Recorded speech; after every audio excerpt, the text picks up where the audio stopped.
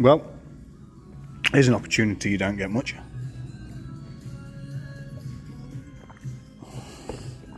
Volvo D5 with 180,000 miles on the clock. Yes, 280,000 miles on the clock. There's a look. See, we've got some wear on the cams there in the centres. It's definitely a worn engine, but everything inside still nice and clean. There's no real, it's not like we've got burrs coming off, so there's no sludging or anything, so it's clearly been serviced regularly. 280,000 miles. It's probably got another 200,000 left in it yet.